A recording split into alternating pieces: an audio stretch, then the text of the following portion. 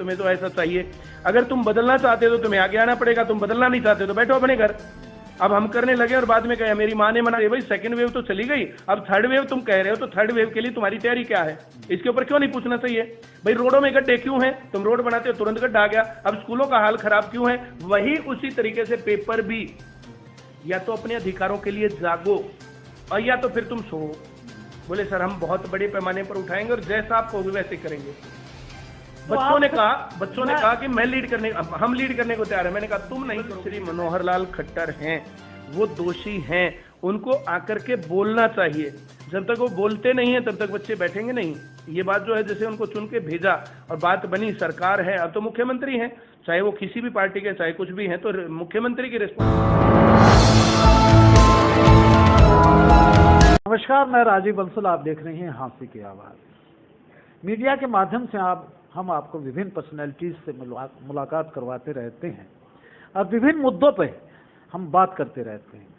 आज एक ऐसे शिक्षा के मंदिर में बैठे हैं जो ICS कोचिंग सेंटर कहलाता है। ICS कोचिंग सेंटर के डायरेक्टर बाय चांस आज हमारे साथ बैठे हैं, सौभाग्यवंश, और बहुत बाय डिफॉल्ट भी मैं कह सकता हूं कि ये आज यहाँ पहुंचे हैं क्योंकि मुद्दा ऐसा है कि पेपर लीक होने का। ये बच्चों की तैयारी करवाते हैं, बच्चों को भविष्य संवारने का काम करते हैं। मेरे साथ हैं प्रिमल जी, और मैं प्रिमल जी का हार्दिक अभिनंदन करता हूं, स्वागत करता हूं। थैंक यू वेरी मच हाँसी की आवाज़ media. Thank you very much sir, बहुत बहुत धन्यवाद आपका कि आपने मुझे ये मौका दिया और मुझे पकड़ा।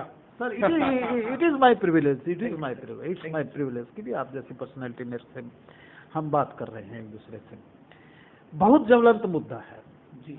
अब बहुत से बच्चों का भविष्य भी ताक पे लग चुका है। पेपर लीक होना, और खासकर आप लोगों को बड़ा इफेक्ट करता है क्योंकि आपकी 200 से ऊपर ज़्यादा ब्रांचेज हैं और HSCC का पेपर लीक होना तो ये बहुत ड्रॉबैक है। तो इससे क्या आज आपने मुद्दा उठाया है और हिसार के अंदर एक लार्ज स्केल के ऊपर ICS ने ही इसकी पहल की, अगुवाई करके प्रदर्शन किया। सर ये सैटरडे और संडे की बात है, 7 और 8 अगस्त की बात है। 7 अगस्त को पहला पेपर हुआ। मेरे पास किसी हमारी ब्रांच वाले का मैसेज आया, सर ये पेपर लीक था। तो मैंने उससे पूछा तेरे को कैसे पता? बोला मेरे पास मेरे एक दोस्त ने भेजा था, मैं उसने पेपर भेजा। फिर मैंने कहा दोस्त कौन सा उसका बता। तो भाई जो चेन तो पकड़ी जानी चाहिए ना भाई तेरे उस दोस्त तक। तो तब तक जो मेरे पास 10 ब्रांची से मैसेज आ गया, सर ये पेपर लीक था। मैं तुम्हारे पास को कैसे पता? सर हमारे पास भी आया था, लेकिन हमने सोचा ये खाम खैया से ही जो फैल रहा होगा और ये नकली होगा, लेकिन वो असल में असली था। और थोड़ी सी देर में फिर जो है किसी का फ़ोन आता मेरे पास, आकर के कहता कि मेरे पास जो है अगला पेपर भी आ गया।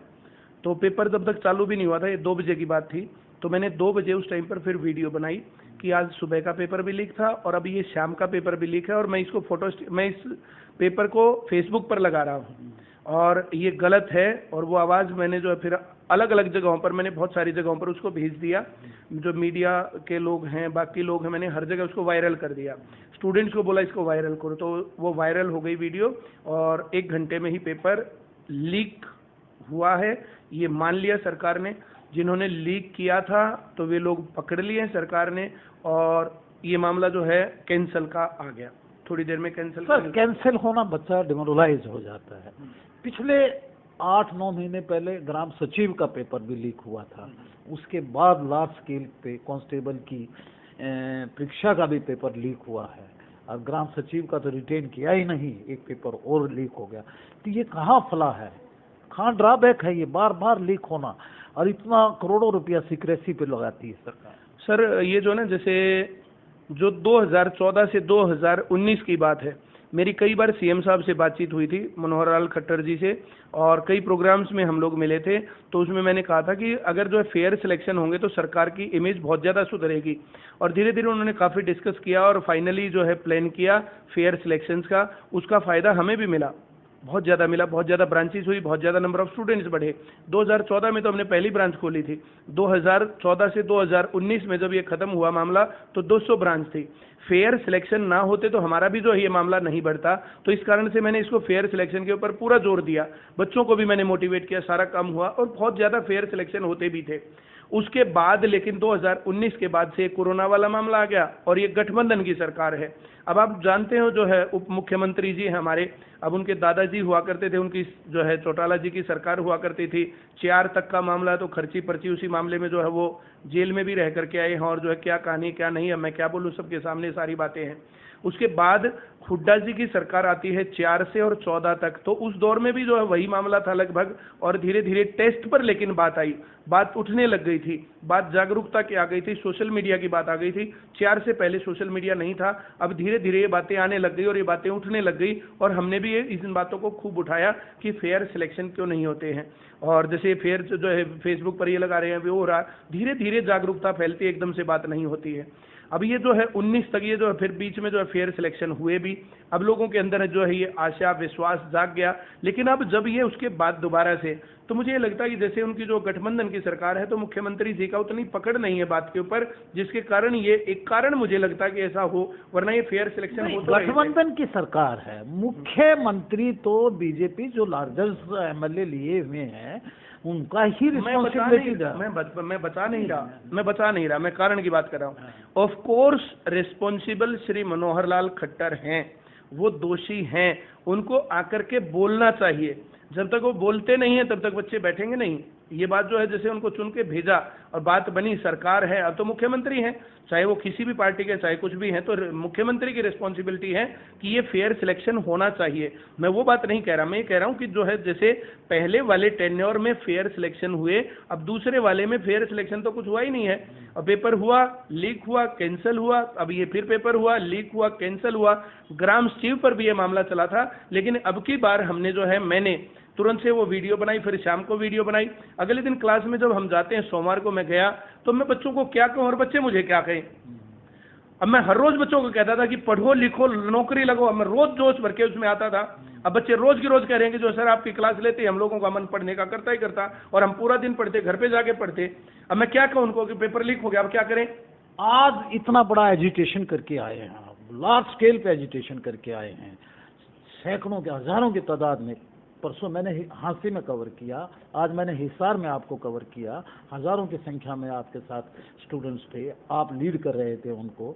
तो क्या इफेक्ट पड़ेगा क्या सरकार पे इसका? सर, जो ग्राम सचिव का हुआ होगा जब भी किया था, मंगलवार को हमने पूरे हरियाणा में सभी जगहों पर प्रदर्शन किया था, ऑल हरियाणा लेवल पर, हर जगह पर। कहीं 100 बच्चे गए, कहीं 1000 बच्चे भी गए, कहीं 2000 बच्चे भी गए, हर जगह पर जितने बच्चे थे उस हिसाब से गए। सोमवार को हमारी बात हुई, मैंने कहा बच्चों को यार तो ठीक है, तुम्हें तो ऐसा चाहिए, अगर तुम बदलना चाहते हो तो तुम्हें आगे आना पड़ेगा, तुम बदलना नहीं चाहते तो बैठो अपने घर। अब हम करने लगे और बाद में कहे मेरी माँ ने मना कर दिया, पापा ने मना कर दिया, फलाने ने मना कर दिया। ठीक है, ऐसा सिस्टम ठीक है, भ्रष्टाचार है, रोडों में गड्ढे हैं, पढ़ाई सही नहीं, स्कूलों का हाल बुरा है, अस्पतालों का हाल बुरा है। अभी सेकंड वेव, मैंने ऐसा बोला, वीडियो है, मैंने वायरल कर रखी है वो वीडियो, कि अभी सेकंड वेव गई है, सेकंड वेव के अंदर कितने लोग मरे जिनको दवाई नहीं मिली, जिनको ऑक्सीजन नहीं मिली, जिनको बेड नहीं मिले, जो कितना बुरा हाल था। अब थर्ड वेव का ये ढिंडोरा पीट रहे हैं, तो थर्ड वेव की तैयारी के लिए क्या इन्होंने ऑक्सीजन खरीद लिए, क्या दवाई खरीद ली, क्या इन्होंने बेड का अरेंजमेंट कर लिया, या फिर से वैसे का वैसा ही चलेगा और लोग असहाय नजर आएंगे। किसी के पास कितना ही पैसा था, संसाधन ही नहीं थे, तो बचेंगे कैसे, कितने लोग मरे। तो मैंने उनको कहा कि तुम चाहते हो ऐसा, नहीं तो तुम्हें डिमांड क्यों नहीं करनी चाहिए। भाई सेकंड वेव तो चली गई, अब थर्ड वेव तुम कह रहे हो, तो थर्ड वेव के लिए तुम्हारी तैयारी क्या है, इसके ऊपर क्यों नहीं पूछना चाहिए। भाई रोडों में गड्ढे क्यों हैं, तुम रोड बनाते हो तुरंत गड्ढा आ गया। अब स्कूलों का हाल खराब क्यों है, वही उसी तरीके से पेपर भी, या तो अपने अधिकारों के लिए जागो और या तो फिर तुम सो। बोले सर हम बहुत बड़े पैमाने पर उठाएंगे और जैसा आप कहोगे वैसे करेंगे। बच्चों ने कहा कि मैं लीड करने, हम लीड करने को तैयार है। मैंने कहा तुम नहीं करोगे लीड, मैं करूंगा लीड। कल को कोई बात होती है तुम्हारे ऊपर केस होता है, मेरे ऊपर केस होता है, कोई दिक्कत गवर्नमेंट की मैलाफाइड नजर आती है क्या आपको?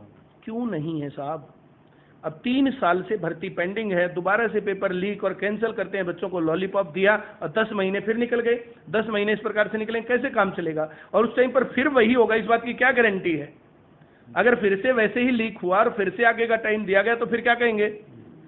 2019 के इलेक्शन से पहले 2018 में भर्ती निकली, 3 भर्तियां निकली, ग्राम सचिव की निकली, हरियाणा पुलिस की निकली, एचएसएससी क्लर्क की निकली।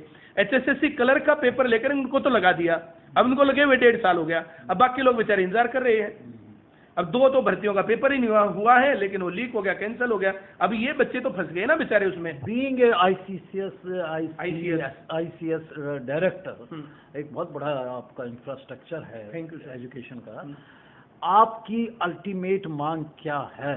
मेरी अल्टीमेट मांग पहली ये है साहब कि जिसने पेपर लीक किया, जो गवर्नमेंट एजेंसी से था या गवर्नमेंट अधिकारी है, पहले नंबर पर वो, दूसरे नंबर पर जिसने करवाया, और तीसरे नंबर पर जिन्होंने खरीदा, ये तीनों के तीनों लोगों को पकड़ना चाहिए।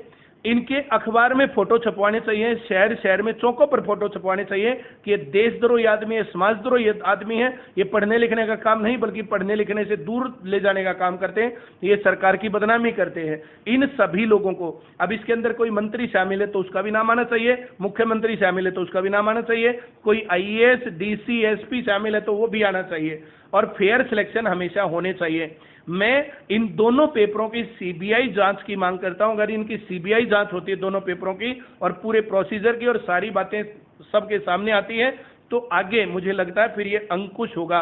वरना लोगों का हाल ये हो गया ना, तो डरते ही नहीं है भाई।